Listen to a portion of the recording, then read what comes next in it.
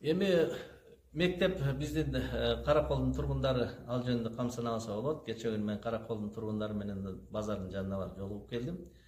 Мен муну как курулушчу катары келгенде эле 2-3 ай мурда барып мен ошо базарга да баргам, мал базарга бардым, жанындагы тегерек четин карагам, мектептин ордуна карагам. Мектепти куруш керек, мектеп сөзсүз керек. Анан берде бир нормалар бар да. Негизи мектепти ошо участогун тандаганда менин оюмча, менин көз карашымда азыр эми Гостройго кайрылдым, заключениесин беришет. Мал базар менен анан тегирмендин жанында эки мектеп өзү несовместимый да. Негизи норма боюнча. Мына мен как курулушчу катары айтайын, Бишкек шаарында далай мектепти бир посадка кылып көргөнбүз, жаңы конуштарда.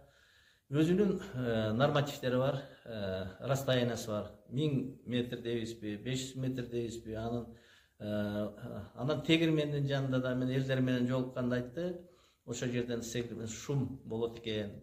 Анан тегерек четинде жашаган элдерге тегирменден чаң учат экен дейт. Анан мал базар болсо малдан ар кандай оорулар келет. Бул бир жагы. Экинчи жагы жол өтүп атат. Жолдун бир жагында мектеп, бир жагында спорт зал болуп атат да. Эми Караколдо негизи ошол районго мектеп керек. Бирок ошондо мен мэрге сунуш кылгам, азыр ал мэр башка жака которулуп кетти. Ушуну комиссияны карап көргүлө деп. Гострой специалисттерин да чакырып, ошол жерден выездное совещание кылдым. Берден дагы 1-2 жол өткөздүм, ушул нормативтерди карап көргүлө. Эми 210 миллионго бир мектептерди куруп, анан эртең норманы бузуп, анан кийин 200 миллионго курган мектебиз иштебей, баягы санитарный нормага жооп бербей калса, бул кийин чоң жоопкерчилик болот. Ошон үчүн мен астына ала эскертип атам. Курабыз, маселе жок, мектеп керек. Бирок балдарыбыздын ден соолугун ойлошубуз керек.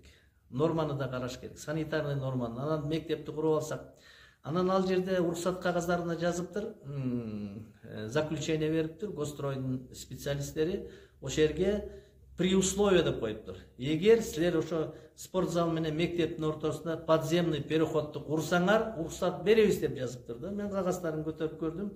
Эми ал подземный переходду куруш үчүн өтө көп акча керек. Ошон үчүн бул жагын да караш керек болуп атат. Спорт залы бияк, жолдун бияк бетинде, мектеби бияк бетинде болуп атат. Экинчи мал базар болуп атат. Өзүнүн нормативтери бар. Жанында турган тегирмен болуп атат. Анан мен бир канча жолу, бир 4-5 жолу бул боюнча Гостройдун специалисттери менен, архитекторлор менен, санврачтар менен встреча, совещание өткөзгөм. Кече күнү эле келдим, мага ошо мурдакы санврач болуп жүргөн киши айтты, "Ниче мындай болду?" десем, "Мен уруксат берген эмесмин, санитарный нормага туура келбейт" деди. Анда эмне үчүн?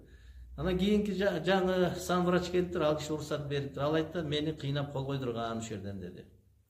Мына мэриянын жетекчилери келип, "Мен кол коесуң, сен мамлекеттин саясатына каршысыңбы" деген нерге чейин айтты. Мен өзүм ошон үчүн пока мектепти баштайлыкте мен Гостройго кат менен кайрдым официально. Орунтаевка телефондон айттым, специалисттерге заключение бергиле.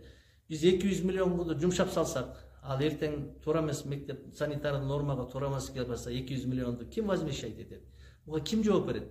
Ошон үчүн мектепти курабыз, бирок баардык санитарный нормасын, строительный нормасын тактап алып, анан баштайлы деп мен жана курулуш компаниянын жетекчисине айттым, "Сен күтө тур, заключение берсин, баары нормативтер туура болсо баштайсың" дедим да.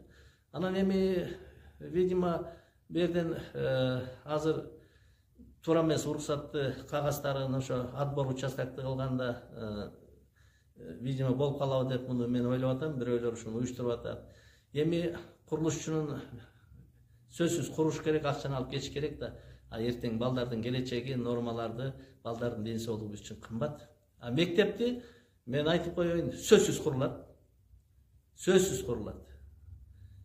Ошо бат курабыз, сапаттуу курабыз, убагында курабыз. Ал жөнүндө биздин Караколдун тургундары ушул маселелерди информация жок. Ошон үчүн ушундай сөздөрдү айтып курулуп калса деп чуркашып атат. Алар да туура түшүнүп атам. Бирок мен аларга айтып коем, биздин Караколдун тургундарына, бирок норма менен куралы. эртең балдарыбыздын ден соолугу дагы керек бизге. Ошон үчүн норманы бузуп койсок, эртең ким ошол проектти ким жасаган, эмне үчүн ушул нормаларды эске алган эмес десе, эртең алар жоопкерчилик каралат. Тем более 200 миллион акчаны туура эмес жерге куруп койсок, мектеп иштебей калса, же балдар ооруп калса, ошолордун жоопкерчилигин карашыбыз керекпиз. А мектеп курулуш жөнүндө биздин шаардык Каракөл шаарынын тургундары камсанабай эле койсун. Мен жеке өзүм көзөмөлгө алам, мектепти бүтүрөбүз. Убагында жакшынакай нормасы менен бүтүрөбүз мектепти.